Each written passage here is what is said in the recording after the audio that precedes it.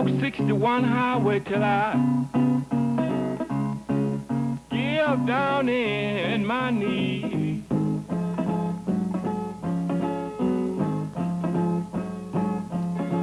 I walked 61 highway till I grew up on a farm outside of Vicksburg in Warren County, Mississippi, and we were the only white family there for several miles. And all my friends, as childhood friends, and my world was surrounded with black families and children my age. And I used to go to a little black church on the farm every first Sunday when they had a service with a lady named Mary Gordon. And I learned to sing the hymns and to love the sermons. And as I grew older, I realized there were no hymnals in that church, and that when those families were gone, the music would disappear. And so I decided to record the music and photograph it and later film it as a way of preserving that beautiful world that was my earliest experience with black music, and incredibly intimate and powerful. In a way, it was the foundation for my entire life as a folklorist. And then as I grew older, I was increasingly aware of social injustice, of civil rights. And when I was an undergraduate student at Davidson College, I was actively involved with desegregating the college, with participating and working with children in the area, teaching black children. And I felt an obligation and a commitment to somehow reach out and make a difference. And for me, from childhood on and teenage years on, recording and preserving music and voice, the stories of first the community on the farm where I grew up, and then later all over the Mississippi Delta and other areas, I saw it as a work of protest, where the voices of black families had been omitted from the books and the records historically that we were taught in school. I saw these voices and recording them as a political act, because without those recordings, the voices would be forgotten. And I've lived to see a day and today when to see Jay-Z and Beyonce using my photography and film in films that Jay-Z is doing on Parchman Penitentiary, and Beyonce has licensed my photograph of Bobby Rush to use in her country production that she's just started. It's like good whiskey, it improves with time. So I feel like Give My Poor Heart Ease is the pinnacle of my work on blues.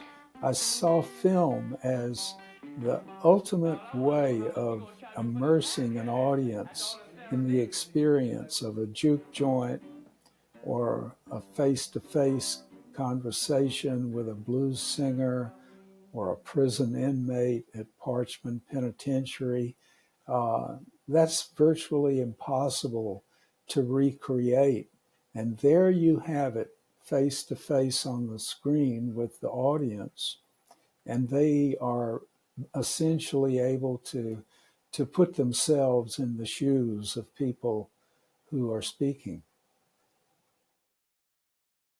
Anytime you document and show respect for and preserve the Black experience, that's a political act, because many people would prefer to see it erased from our history. And we're doing the opposite. We're etching a mark on the face of oblivion for the Black voice, the Black face, and the Black tradition culturally in these films.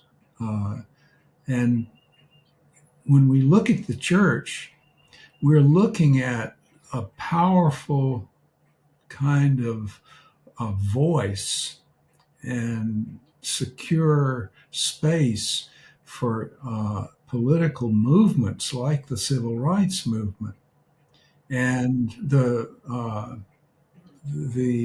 abolitionist movement, Frederick Douglass, and all of the leaders of Black freedom from the beginning to the present have religion deeply embedded in that movement. And the churches physically were where organizing was often done. They were often burned by Ku Klux Klan and others because of that. And you just see the church as a monumental structure that stands out on the landscape in both rural and urban worlds.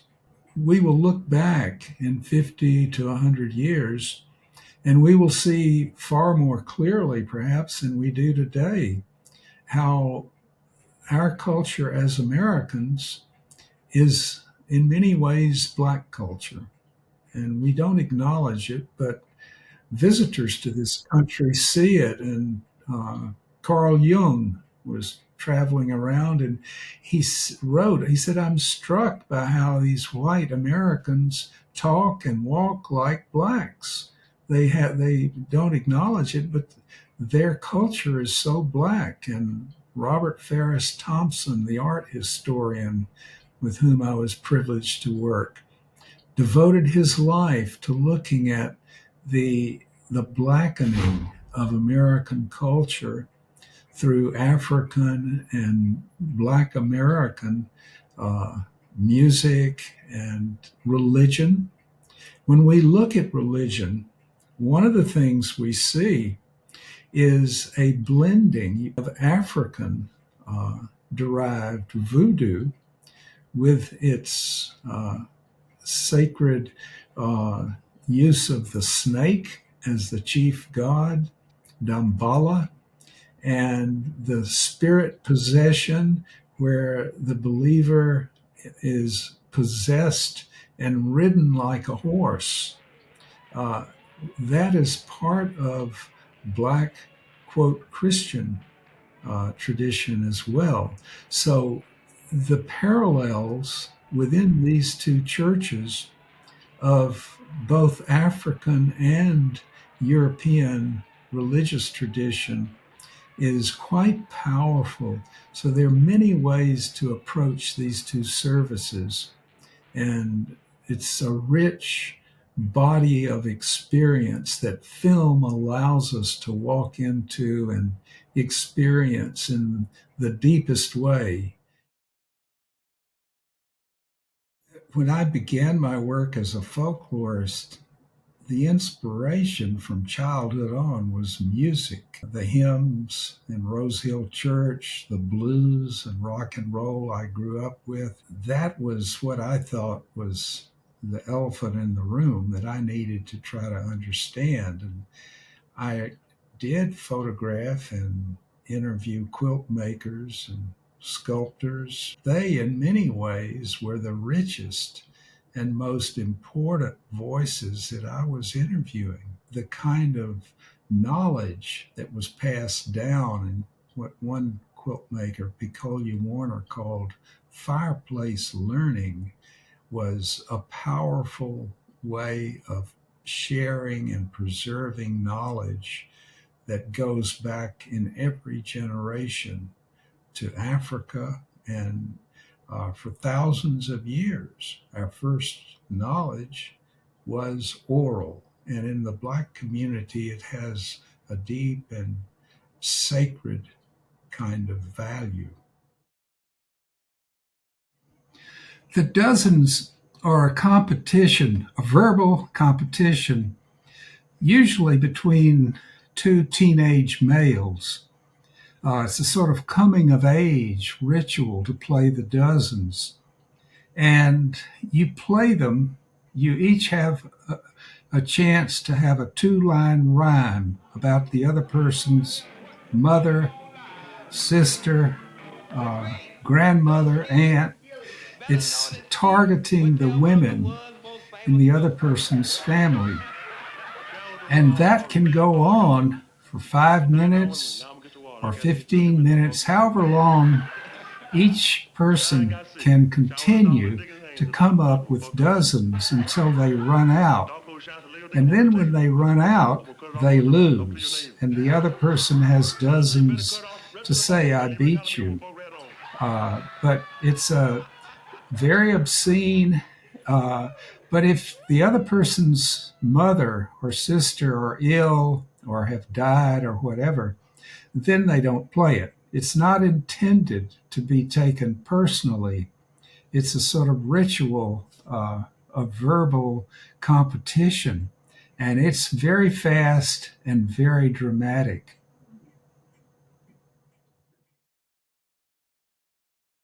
I really follow my heart. And if it's music that is heartfelt, that I connect with, I run until the tape and film runs out. And those voices explaining in such powerful ways what they do are the great teachers.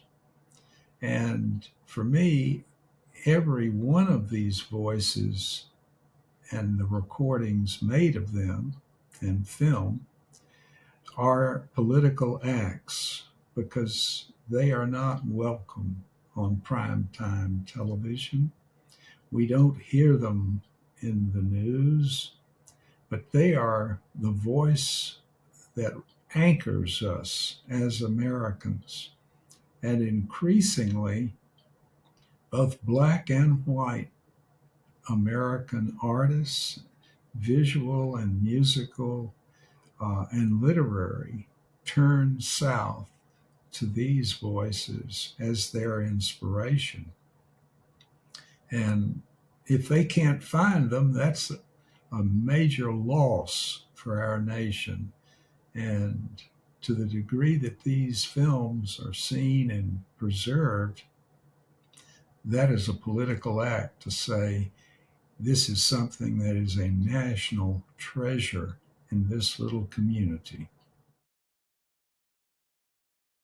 I think the moment that really haunts me in a positive way is when James Thomas has made this skull out of clay, and we see his children all around him watching him, and then he picks it up and he holds it next to his face, and I filmed and then I photographed it, and it's a powerful moment in which he, like the people he suggested pay attention, is meditating, I think, about this is where I and all of us are headed.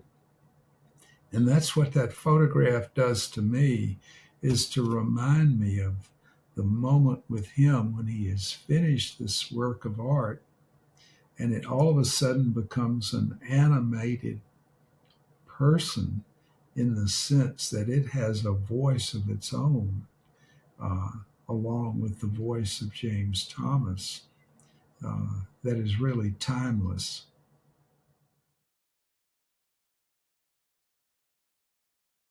When I started my work, I was working alone.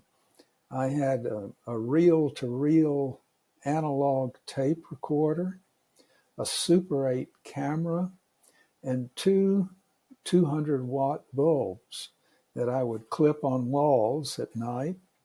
And that worked fine. In many ways, that was the best filming I ever did. It's been used over and over by filmmakers as sort of a clip like the Summer of Soul used some of my gospel footage that was Super 8. It's sort of a timeless uh, piece of recorded and filmed music, blues and sacred. So I think what it does is it liberates you in the sense that you don't have to spend, the money that for me I didn't have, but with grants I eventually was able to get uh, better equipment. But we have that now. Technology has made every man a potential filmmaker and documenter of his or her world.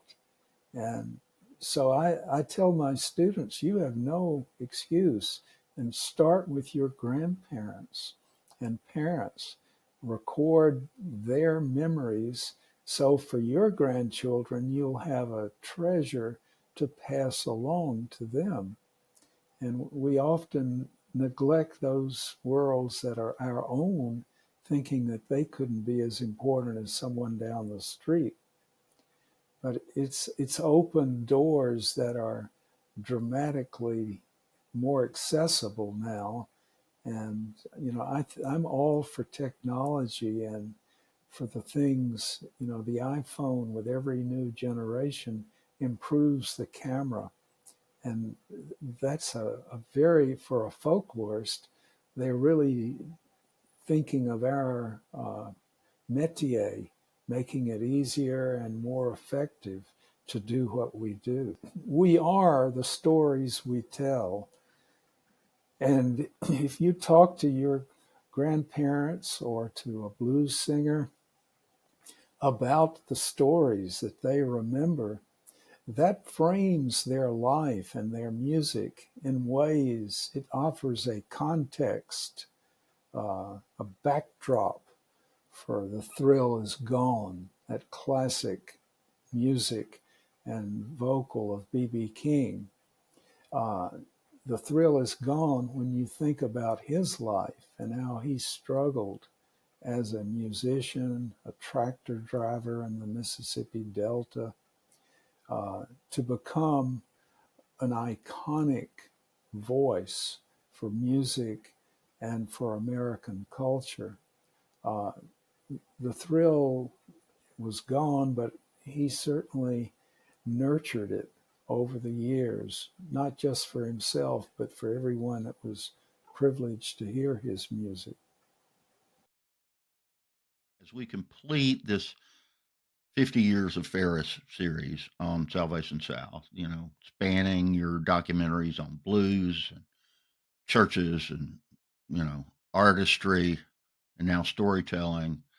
Uh, is there a thread or lesson or feeling that stands out to you the most when you look back at the impact and legacy of these films together?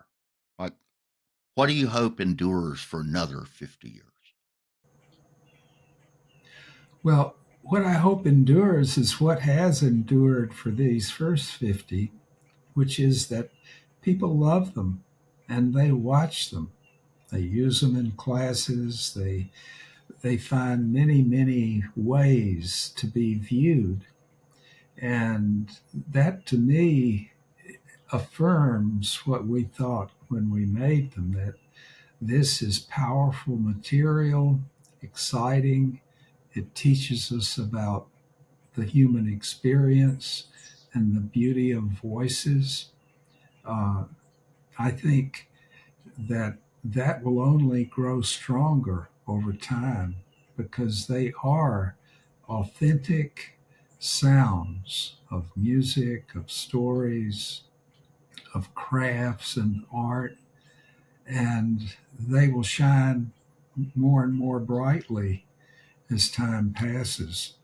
Well, they have certainly expanded and deepened my understanding of this region that is my home and that I love so much, as have all my encounters with you over the last decade or so.